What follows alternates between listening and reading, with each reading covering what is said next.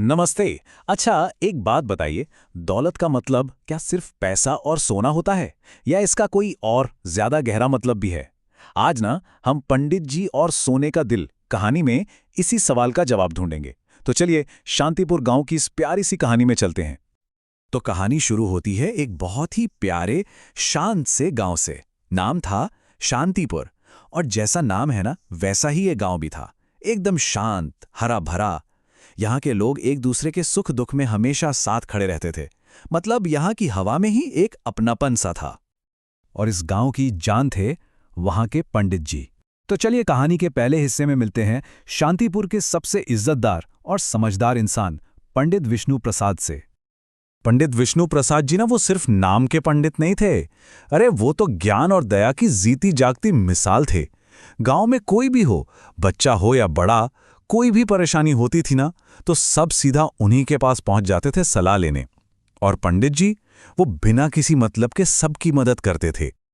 उनकी सोच, उनका फलसफा बहुत सीधा साधा था। वो हमेशा कहते थे, अरे भाई, देने वाला तो ऊपर वाला है, हम तो बस एक जरिया हैं सेवा करने का। और पता है, इसी सोच ने, इसी निस्वार्थ भावना ने उन्हें गांव वालों के दिलों का राजा बना दिया था। लेकिन शांतिपुर की ये शांति ना ज्यादा दिन टिकने वाली नहीं थी। कहानी में अब एंट्री होती है एक ऐसे इंसान की जिसकी सोच और जिसके जीने का मकसद पंडित जी से बिल्कुल 180 डिग्री उल्टा था। तो हुआ यूं कि एक दिन गांव में एक बहुत अमीर सेठ आया।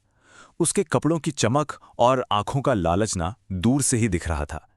वो सीधा पहुंचा पंडित जी के पास और उसके मन में बस एक ही सवाल था। एक ऐसा सवाल जो सिर्फ पैसे के आसपास घूम रहा था।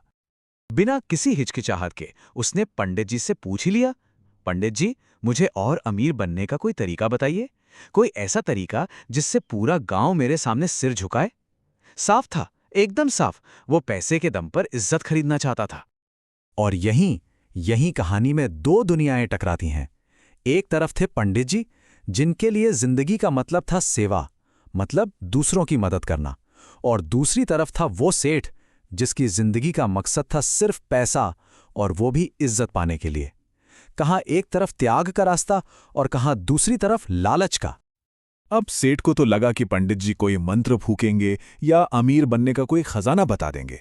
लेकिन पंडित जी ने क्या किया, वो मुस्कुराए और उसे सोने चांदी की जगह एक छोटा सा मिट्टी का दिया पकड़ा दिया। सेठ तो बस देखता ही रह गया, एकदम हैरान।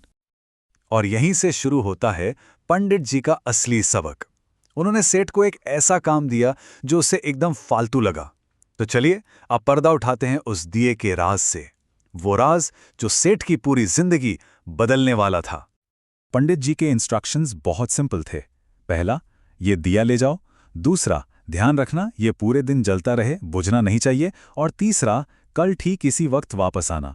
सेठ के लिए तो ये किसी पहेली से कम नहीं था। खैर, सेठ बेचारा मन मारकर दिए को घर तो ले गया। अब वो पूरे दिन बस उसी को घूर रहा था, कहीं तेल ना खत्म हो जाए, कहीं हवा से बुझ ना जाए। और जैसे जैसे वक्त बीत रहा था ना, उसका गुस्सा और कन्फ्यूजन दोनों बढ़ते जा रहे थे। उसके दिमाग में बस एक ही चीज चल रही थी, ये क्या मजाक है। मैं आया था दौलत का राज जानने और इस पंडित ने मुझे एक दिए का चौकीदार बना दिया। उसे लग रहा था कि उसका कीमती वक्त बस बर्बाद हो रहा है। लेकिन क्या सच में वक्त की बर्बादी थी, या फिर इस मामूली से दिए में ही असली दौलत का राज छुपा हुआ था? आखिर पंडित जी सेठ को सिखाना क्या चाहते थे? तो अब कहानी पहुंचती है अपने सबसे जरूरी मोड़ पर। वो पल जहां पंडित जी सेठ को असली दौलत का मतलब समझाने वाले थे। अगली सुबह तक तो सेठ का सब्र का बांध टूट गया। वो गुस्से में लाल पीला होता हुआ पंडित जी के पास पहुंचा और सीधा बोला, बस बहुत हुआ, अब मुझे अमीर बनने का सीधा सीधा रास्ता बताइए। आपका ये दिए वाला खेल वेल मेरे पल्ले नहीं पड़ रहा। पंडित जी एकदम शांत थे। उन्होंने बस एक सवाल पूछा, अच्छा ये बताओ, एक दिन इस दिए के साथ रहकर तुमने सीखा क्या? सेठ ने चिढ़कर जवाब दिया, यही सीखा कि बिना तेल के दिया जल ही नहीं सकता। इसमें कौन सी नई बात है भला? और बस सेठ के इसी जवाब में पंडित जी को अपनी बात कहने का मौका मिल गया। वो मुस्कुराए और बोले, तुम बिल्कुल सही कह रहे हो। जैसे दिए को जलने के लिए तेल की जरूरत होती है ना, ठीक वैसे ही इंसान को सच्ची इज्जत पाने के लिए पैसों की नहीं, अच्छे कामों की जरूरत होती है। तुम्हारे अच्छे काम ही वो तेल हैं जो तुम्हारी इज्जत का दिया जलाएंगे। पंडित जी के ये शब्द ना तीर की तरह सेठ के दिल में लगे। उसके मन में जो लालच का अंधेरा था वो जैसे छट गया। उसे जिंदगी में पहली बार ये बात समझ आई कि वो जिस इज्जत के पीछे पागलों की तरह भाग रहा है उसे पैसे से कभी नहीं खरीदा जा सकता। उसकी असली कीमत तो अच्छे कर्मों से ही अदा होती है। पंडित जी के इस एक सबक ने सेठ की जिंदगी का रास्ता ही बदल दिया। उसने पैसे के पीछे भागना छोड़ दिया। और अब हम आते हैं कहानी के सबसे जरूरी हिस्से पर कि आखिर ये सोने का दिल होता क्या है। तो क्या होता है सोने का दिल? ये सचमुच सोने से बना कोई दिल नहीं है। ये एक ऐसा दिल है जिसमें दूसरों के लिए दया हो, जो दूसरों का दर्द महसूस कर सके, जो मदद के लिए हमेशा तैयार रहे। और यही तो है असली दौलत, जिसे कोई आपसे छीन नहीं सकता।